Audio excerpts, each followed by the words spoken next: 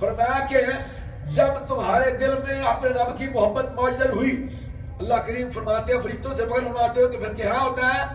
زمین و آسمان کا درمیانی حصہ منور ہو جاتا ہے، زمین اور آسمان کا درمیانی حصہ منور ہو جاتا ہے۔ اللہ تعالیٰ فرشتوں سے فرماتے ہیں کہ آپ میرے فرشتوں تم گواہ ہو جاؤ، دیکھو یہ میرا بندہ جو مجھ سے محبت کرنے والا ہے، تم گواہ ہو جو کہ میں اس کے ساتھ اس سے زیادہ محبت فرمانے والا ہوں، تم گواہ ہو جو کہ میں اس کے ساتھ اس سے زیادہ محبت فرمانے والا ہوں۔ اللہ اکبر۔ حضرات گرامی قدر، یہ یاد رکھیں اللہ تعالیٰ نے کائنات میں کسی بھی چیز کو بے مقصد پیدا نہیں فرمایا، کسی بھی چیز کو بے مقصد پیدا نہیں کیا۔ اللہ اکبر۔ علماء نے لکھا ہے حضرت موسیٰ علیہ السلام ایک دن انہوں نے دیکھا کہ دیوار پر وہ چھپکلی ہوتی ہے، پاکستان میں دیکھی ہوگی نا آپ نے، وہ دیوار پر چھپکلی جا رہی ہے۔ اللہ کریم کی بارگاہ میں عرض کی کہ مولا اس کو کیوں پیدا کیا ہے، اس کے پیدا کرنے کا کیا مقصد ہے، یہ کس کام کی ہے؟ اللہ اکبر۔ اللہ کریم نے فرمایا کہ اے میرے موسیٰ، ابھی مجھ سے اس چھپکلی نے پوچھا ہے کہ یا اللہ موسیٰ علیہ السلام کو کیوں پیدا فرمایا؟ ابھی چھپکلی نے مجھ سے پوچھا ہے اے موسیٰ، کوئی بھی چیز بے مقصد جیسے تجھے کسی مقصد کے لیے پیدا کیا گیا ہے، اسی طرح کسی بھی چیز کو بے مقصد پیدا نہیں فرمایا۔ یاد رکھیں کہ انسان کی تخلیق جو ہے اس کا کیا مقصد ہے، انسان کی تخلیق کا کیا مقصد ہے؟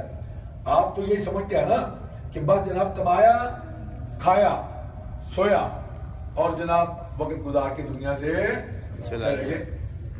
آپ کے نزدیک تو زندگی کا اتنا ہی مقصد ہے نا کہ کما کے، کھا کے، سو کے، وقت گزار کے، زندگی جو ہے وہ گزار کے دنیا سے چلے گئے۔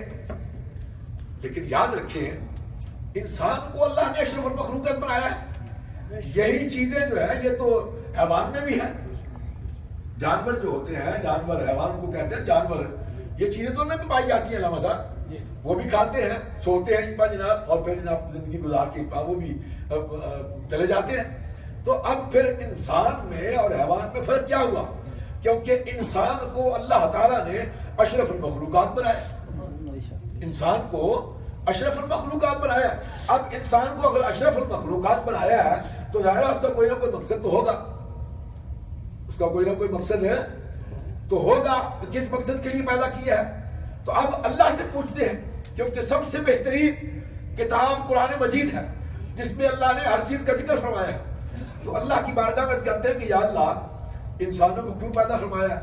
اللہ کریم فرماتے ہیں کہ وَمَا خَلَقْتُ الْجِنَّ وَمَا خَلَقْتُ الْجِنَّ وَالْإِنسَ إِلَّا لِيَعْبُدُونِ، میں نے جنوں اور انسانوں کو اپنی عبادت کے لیے پیدا فرمایا، جنوں اور انسانوں کو اپنی، ذرا بولتے جائے تو پتہ چلے گا کہ آپ کو بھی بات کی سمجھ آ رہی ہے، اپنی عبادت کے لیے پیدا فرمایا۔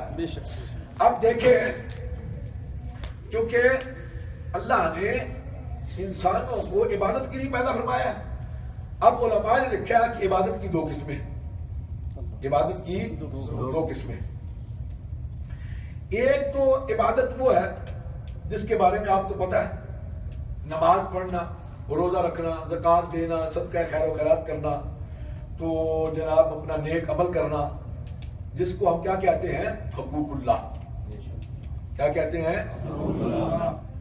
ایک عبادت کی یہ قسم ہے۔